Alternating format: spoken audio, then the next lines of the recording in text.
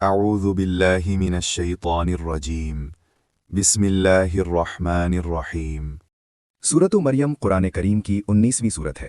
یہ مکی سورت ہے اور مکہ مکرمہ کے اس دور میں نازل ہوئی جب مسلمان سخت آزمائشوں سے گزر رہے تھے اور توحید و رسالت کے پیغام پر شدید مخالفت ہو رہی تھی۔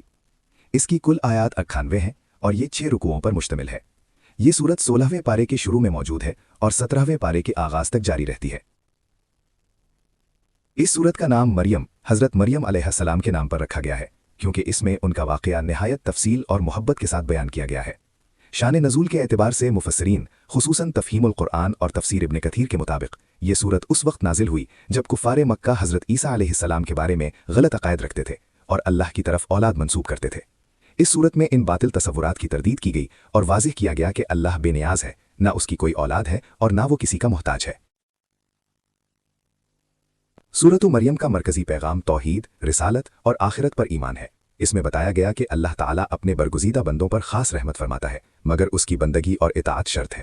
یہ سورت ہمیں اللہ کی رحمت، قدرت اور وعدوں کی سچائی کا یقین دلاتی ہے۔ سورت کا آغاز حضرت زکریا علیہ السلام کی دعا سے ہوتا ہے۔ انہوں نے بڑھاپے میں اولاد کے لیے دعا کی، حالانکہ بظاہر اسباب موجود نہ تھے۔ اللہ تعالیٰ نے ان کی دعا قبول فرمائی اور حضرت یحییٰ علیہ السلام کی خوشخبری دی۔ یہ واقعہ ہمیں سکھاتا ہے کہ اللہ کے سامنے کوئی دعا ناممکن نہیں، وہ ناممکن کو ممکن بنا دیتا ہے۔ اس کے بعد حضرت مریم علیہ السلام کا واقعہ بیان ہوتا ہے۔ اللہ نے انہیں پاکیزگی اور تقوی کی زندگی عطا فرمائی اور بغیر باپ کے حضرت عیسیٰ علیہ السلام کی ولادت کا معجزہ دکھایا۔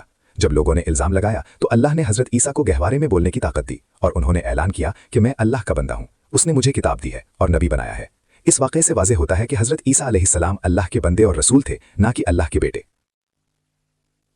سورۃ مریم میں دیگر انبیاء کرام کا ذکر بھی ہے، جیسے حضرت ابراہیم، حضرت موسیٰ، حضرت اسماعیل اور حضرت ادریس علیہ السلام۔ ان سب کا ذکر اس انداز میں کیا گیا ہے کہ وہ سچے، صابر اور عبادت گزار بندے تھے۔ اس سے معلوم ہوتا ہے کہ تمام انبیاء کا پیغام ایک ہی تھا، یعنی توحید اور اللہ کی اطاعت۔